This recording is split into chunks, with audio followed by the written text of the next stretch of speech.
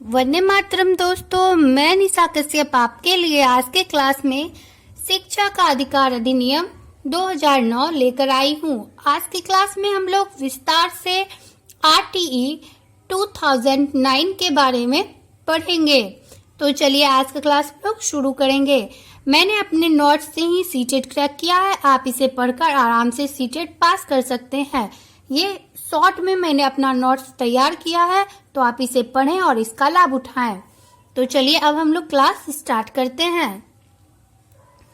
भारत देश में 6 से 14 वर्ष के हर बच्चों को निःशुल्क और अनिवार्य शिक्षा प्रदान करने के लिए शिक्षा अधिकार अधिनियम 2009 बनाया गया है। यह पूरे देश में 1 अप्रैल 2010 से लागू किया गया है। इसमें हमें 2 पॉइंट ध्यान में रखना होगा कि RTE 2009 जो है वह 6 से 14 वर्ष के बच्चों के लिए है और यह निःशुल्क और अनिवार्य है। अनिवार्य यानी हर एक बच्चे को इसका शिक्षा प्राप्त करना, शिक्षा का अधिकार है कि वह शिक्षा प्राप्त करे, यह अनिवार्य है। और दूसरा पॉइंट है कि इसे पूरे देश में 1 अप्रैल और 2010 को लागू किया गया था।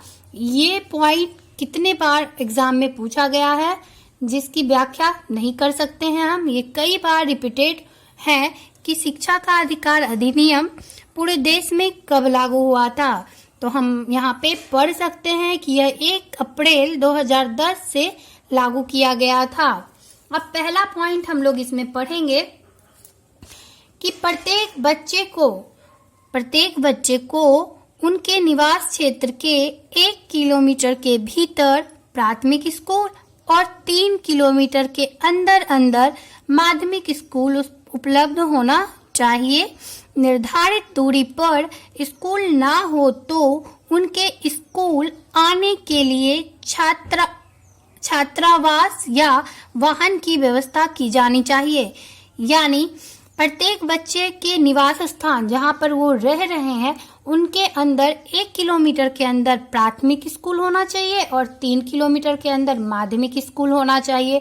अगर वो व्यवस्था नहीं है तो उसके लिए छात्रावास की व्यवस्था करनी चाहिए वहाँ पे, नहीं तो उनके आने जाने स्कूल के से आने घर आने और जाने की व्यवस्था की जानी चाहिए। अगला पॉइंट हम लोग पढ़ेंगे कि किसी भी स्कूल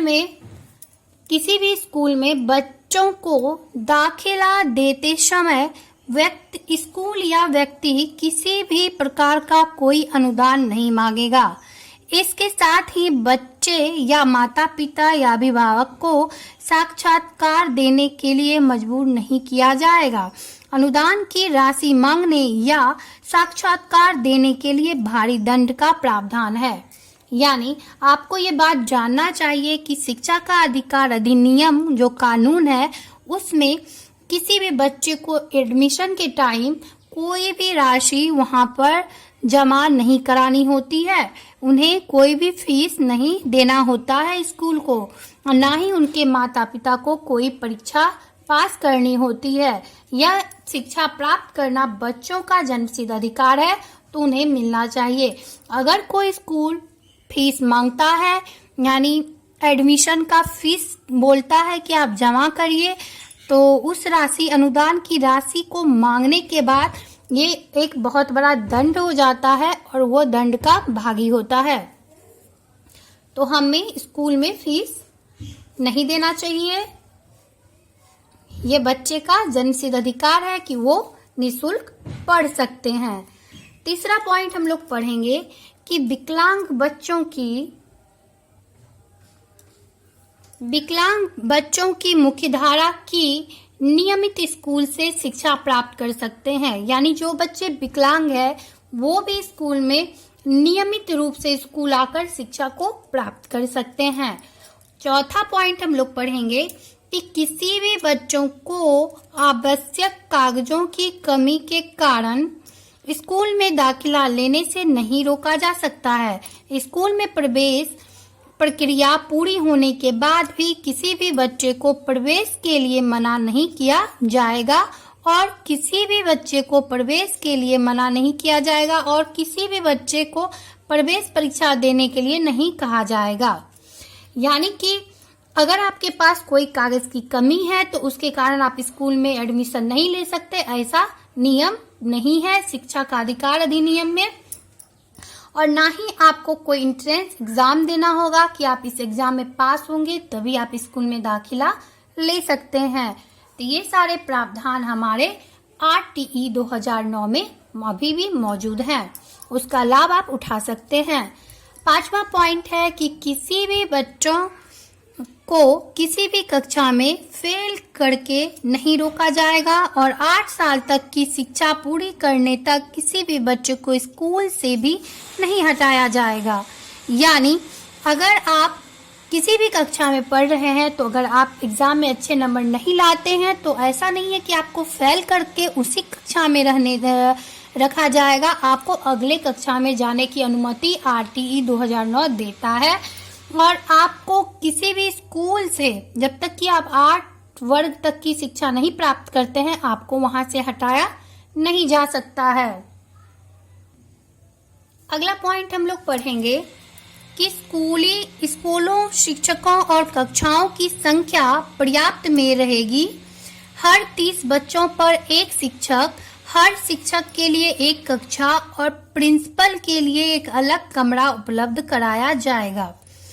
यानी स्कूलों शिक्षकों की कक्षा की संख्या पर्याप्त मात्रा में उपलब्ध होगी और हर 30 बच्चे पर एक शिक्षक होंगे और हर शिक्षक के लिए एक कक्षा होगा और प्रिंसिपल के लिए खास करके एक अलग कमरा बनवाया जाएगा। ये भी RTE 2009 में साफ साफ बताया गया है। कोई भी अगला पॉइंट है, कोई भी शिक्षक शिक्षिका निजी शिक्षण या निजी शिक्षण गतिविधि नहीं चलाएगा या चलाएगी। यानी कोई भी शिक्षक और शिक्षिका जो स्कूल में पढ़ा रहे हैं वो ट्यूशन नहीं देंगे। यानी किसी भी बच्चे को अपने घर में पैसा लेकर नहीं पढ़ाएंगे, क्योंकि उनका कार्य है कि वो स्कूल में ही बच्चों को अच्छी तरीके से पढ़ाए। लेकिन आजकल क्या होता है कि वहाँ स्कूल में ना पढ़ाई करके कोई भी शिक्षक घर में ट्यूशन खोल लेते हैं और मनचाही फीस लेकर बच्चों को पढ़ाते हैं। तो ऐसा प्रावधान RTE 2009 में नहीं है, यह कानूनी अपराध है। अगर आप ऐसा करते हैं तो आप कानून के विरुद्ध जाकर कार्य कर रहे हैं। अगला पॉइंट है, स्कूलों में लड़कियों व लड़कों के लिए अलग शौचालय व्यवस्था की जाएगी। यानी स्कूल में अगर लड़का है तो उसके लिए अलग शौचालय होगा और लड़की है तो उसके लिए अलग शौचालय की व्यवस्था होगी। अगला पॉइंट है, किसी भी बच्चे को मानसिक यातना या शारीरिक दंड नहीं दिया जाएगा। यानी कोई भी बच्चा है तो उसे मारपीट उसके साथ नहीं किया जाएगा। वो जितना समझ रहे हैं उनको उतना ही समझाइए और अगर वो आज नहीं समझ रहे हैं तो उनको कल फिर से समझाइए। एक बार में नहीं समझ रहे हैं तो आप 2 बार में समझाइए, लेकिन उन्हें मानसिक यातना नहीं दीजिए और ना ही उन्हें मारपीट करिए यानी शारीरिक दंड दीजिए।